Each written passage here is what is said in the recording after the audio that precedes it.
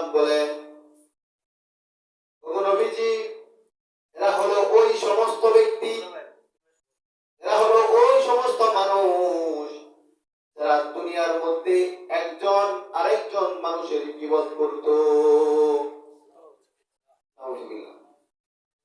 দুনিয়ার মধ্যে একজন মানুষ আরেকজন মানুষের বদনাম করত, একজন মানুষ আরেকজন মানুষের গীবত করত, একজন আরেকজনকে আরেকজনের সামনে ছোট করত।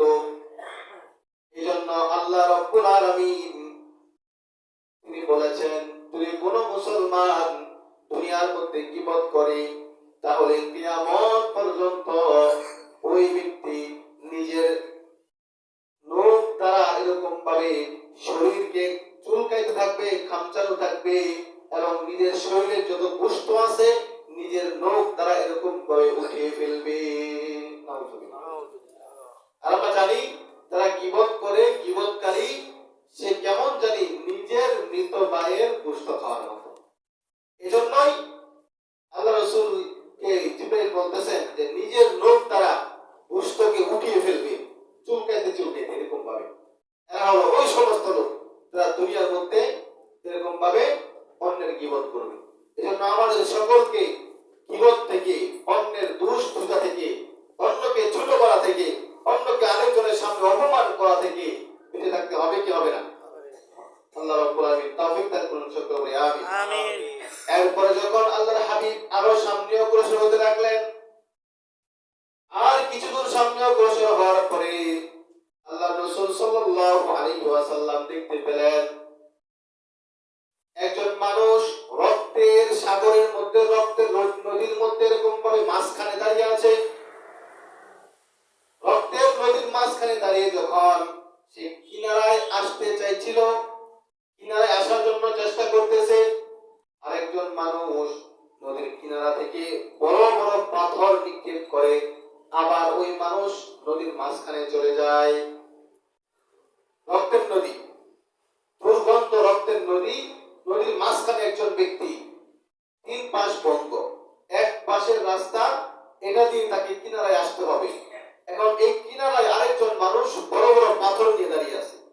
যখনই ওই ব্যক্তি নদীর মাঝখানে ডুবে যেতেছে, সাঁতরিয়ে সাঁতরিয়ে সাঁতার কেটে কিনারায় আসার জন্য চেষ্টা করে, আবার কিনারার লোকটা পাথর নিয়ে আবার তার শরীরে নিক্ষেপ করে, আবার সে মাঝখানে চলে যায়। এরকম একটা অবস্থা। আল্লাহ রাসূল থেকে বলতেছে, জিবরাইল, এই অবস্থা কেন? এরা কারা? জিবরাইল আলাইহিস সালাতু ওয়াস সালাম বলেন, ও আল্লাহর নবী, এরা হলো ওই সমস্ত লোক যারা দুনিয়ার মধ্যে সুদের ব্যবসা করত। তারা দুনিয়ার মধ্যে মানুষের কাছ থেকে সুদ খাইত।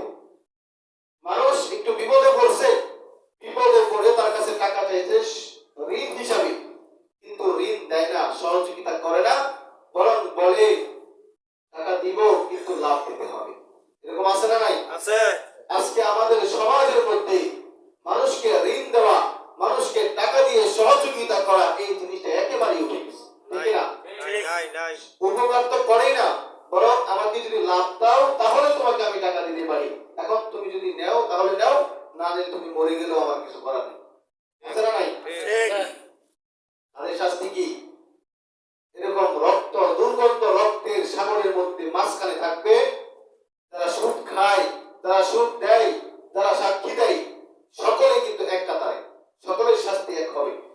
আর এই রক্তের দুর্গন্ধ সাগরের মাঝখানে থাকবে, কিনারে আসতে চাইবে, আবার পাথর দিয়ে নিক্ষেপ করে তাদেরকে নদীর মাঝখানে ফেলে দেওয়া হবে।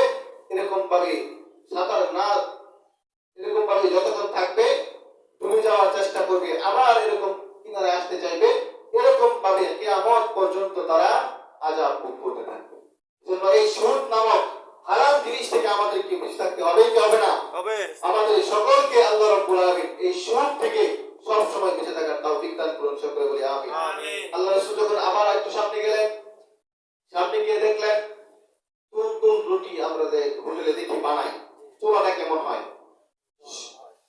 শুরুর মাথাটা হয় চিকন, ছোট হয়, ভিতরে কিন্তু অনেক বাঁশ হয়। আল্লাহ রাসূল দেখলেন এরকম একটা আগুনের গর্ত, আগুনের গর্তের মধ্যে আগুনের লালা টকটক করতেছে, উপর উঠে পড়তেছে, আবার নামতেছে। তো এটা দেখতেছেন, এরকম টকটক আগুনের মধ্যে ফেরেশতারা কিছু কিছু পুরুষ কিছু কিছু নারীদেরকে টেনে হেসে নিয়ে এসে এটার মধ্যে ফেলাইতেছে। আল্লাহ রাসূল দেখে খুব ভয় পেয়েছে। জিবরাইল, এই ভয়াবহ শাস্তি এটা কাদেরকে দেওয়া হচ্ছে? এরা কারা? জিবরাইল আলাইহিস সালাতু ওয়াস সালাম বলেন, এরা হলো ওই সমস্ত লোক যারা দুনিয়ার মধ্যে জিনা, ব্যভিচার, অশ্লীল, যারা মেয়েদেরকে নিয়ে গোষ্ঠী করত, যে সকল মেয়েরা অন্যান্য ছেলেদের সাথে অবৈধভাবে সম্পর্ক করত, জিনার মধ্যে লিপ্ত হতো, তাদেরকে এই শাস্তিটা কিয়ামত পর্যন্ত দেওয়া হবে। নাউজুবিল্লাহ। এখন আমাদের সমাজে এই জিনা ব্যভিচার কম না বেশি? বেশি, অনেক বেশি। আমাদের সমাজে সুদ বলেন, ঘুষ বলেন, জিনা ব্যভিচার বলেন, এই জিনিসগুলোই সব থেকে বেশি, ঠিক না? ঠিক। তাহলে এরকম আগুনের মধ্যে যারা জিনা করবে, যারা অশ্লীলতার কাজ করবে, যারা দেহ ব্যবসা করবে, এই সকল নারী পুরুষদেরকে আল্লাহ তাআলা কিয়ামত পর্যন্ত এরকম আগুনের মধ্যে ফেলাবেন, আবার সুস্থ হবে, আবার ফেলাবেন, আবার সুস্থ হবে, আবার ফেলাবেন। এরকম ভাবে আযাব তাদেরকে দিতেই থাকবে, দিতেই থাকবে। আল্লাহ রাসূল যখন আরেকটু সামনে গেলেন, সামনে যাওয়ার পর দেখতেছেন এরকম ভাবে একজন মানুষ শুয়ে আছে, আরেকজন মানুষ এরকম বড় পাথর নিয়ে তার মাথার মধ্যে মারতেছে, মাথা একদম বন্ধ হয়ে গেছে। আবার কিছুক্ষণ পর মাথা ঠিক হয়ে গেছে। আবার আরেকজন ব্যক্তি পাথর নিয়ে এসে আবার মাথার মধ্যে মারতেছে, আবার মাথা একদম ছিন্ন বিচ্ছিন্ন হয়ে গেছে। কিছুক্ষণ পর আবার ঠিক হয়ে গেছে। তো এই জিনিসটা দেখে আল্লাহ রাসূল বলতেছেন, জিবরাইল, এগুলো আমি কি দেখতেছি? এরা কারা? আল্লাহ রাসূল বলতেছে, জিবরাইল বলতেছেন, এরা হলো ওই সমস্ত লোক যারা ফরজ নামাজের মধ্যে অলসতা করত। তাহলে আপনি চিন্তা করেন, যারা ফরজ নামাজের মধ্যে অলসতা করে, অলসতা শুধু জোর পড়ছে, আসরের সময় আসতে একটু দেরি করতেছে, একটু পরে যায়, সমস্যা কি? এই জিনিসগুলো টাইম টু টাইম দিয়ে যায় নাই, নামাজ পড়ে কিন্তু 5 ওয়াক্ত সঠিক সময় যায় নাই, 2 রাকাত চলে গেছে, 3 রাকাত চলে গেছে, নামাজ শুরু হয়ে গেছে, দোকানে বসে রয়েছে, 2 রাকাত গেছে, তারপরে আসছে।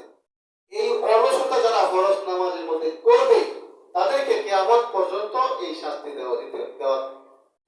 দিতেই থাকবে। নাউজুবিল্লাহ। তাহলে যারা নামাজ পড়ে না, তাদের কেমন শাস্তি হবে? এজন্য খুব সাবধান। আমরা সকলেই 5 ওয়াক্ত নামাজ পড়ার জন্য চেষ্টা করব ইনশাআল্লাহ। করবেন তো? ইনশাআল্লাহ। আল্লাহ রাব্বুল আলামিন তৌফিক দান করুন, সকলে বলি আমিন। এরকম ভাবে অনেক ঘটনা ঘটছে। প্রত্যেকটা জিনিস আল্লাহ তাআলা আল্লাহ রাসূলকে দেখাইছেন যে কোন খারাপ কাজ করলে, কোন অপরাধ করলে এটার জন্য কি শাস্তি হবে, এরকম ভাবে পুরো ঘটনার মধ্যে আছে। পুরোটা যেহেতু বলার সময় নাই, আর সর্বশেষ আল্লাহ রাসূল সাল্লাল্লাহু আলাইহি সাল্লাম আল্লাহর পক্ষ থেকে 3টা হাদিয়া নিয়ে আসছিলেন। কয়টা? এর মধ্যে 1 নাম্বার হলো নামাজ। এই মেরাজের মাধ্যমে কিন্তু 5 ওয়াক্ত নামাজ আমাদের উপর ফরজ হয়েছে। আল্লাহ রাসূল যখন মেরাজ থেকে দুনিয়ার মধ্যে আগমন করবেন, তখনই এরকম ভাবে ইব্রাহিম আলাইহিস সালাতু ওয়াস সালাম, মুসা আলাইহিস সালাতু ওয়াস সালাম, তাদের সাথে সাক্ষাৎ দেখা হয়েছে। বিশেষ করে মুসা নবীর সাথে যখন দেখা হয়েছে, মুসা নবী বলছেন, ও নবী আল্লাহ রাসূল, আপনি কি নিয়ে আসছেন উপর থেকে? বলতেছে, আমি 50 ওয়াক্ত নামাজ নিয়ে আসছি। বলতেছেন, হায় আল্লাহ, কি করতেছেন আপনি? আপনার উম্মত যে দুর্বল, এটা তো আমরা জানি, এরা যে ফাঁকিবাজি করবে, 50 ওয়াক্ত নামাজ কখনোই করবে না। আপনি তাড়াতাড়ি যান, কি আর কমাই নিয়ে আসেন। এরকম ভাবে আল্লাহ রাসূল 9 বার গেছেন। 9 বার যাওয়ার পরে প্রত্যেকবার 5 বার করে কমাইছে, 5 ওয়াক্ত করে। তাহলে কতবার হয়? 45 বার। 45 ওয়াক্ত নামাজ কমানোর পরে যখন 9 বার আল্লাহর কাছে যাওয়ার পরে 5 ওয়াক্ত নামাজ নিয়ে মুসা নবীর কাছে আসছে। যেহেতু মাঝখানে রাস্তা, মুসা নবীর সাথে দেখা হয়েছে, মুসা নবী বলতেছেন, এখন কি খবর? বলতেছে, এখন 5 ওয়াক্ত নামাজ দিচ্ছে। বলতেছে, এটাও পারবে না, আপনি পারলে আরেকটু কমাই নিয়ে আসেন। আল্লাহ রাসূল বলতেছে, 9 বার গেছি, আমার তো একটা শরম আছে, বারবার আল্লাহর কাছে যাবো, এই শরম লাগে না, লজ্জা লাগে না? 5 ওয়াক্ত দিছে, 5 ওয়াক্তই থাক, আর নিচে কমানো যাবে না। এটা বলে আল্লাহ রাসূল এরকম মেরাজ থেকে নিচে চলে আসলেন। দেখেন, মুসা নবী বলতেছেন আরো কমাই দিতে। আল্লাহ রাসূল বলেন, না, 5 ওয়াক্ত নামাজ এটা সকলের জন্য ফরজ, এটা আল্লাহর বিধান, এটা আল্লাহ তাআলার একটা লীলা খেলা। আল্লাহ তাআলা একটা করছে যে এরকম ভাবে বেশি দিব কমাবো, কিন্তু সর্বশেষ আমাদের জন্য 5 ওয়াক্ত নামাজ সকল মুসলমান নরনারীর জন্য ফরজ করেছে। এজন্য এই 5 ওয়াক্ত নামাজ আমাদের সকলকে সঠিক সময় করতে হবে কি হবে না?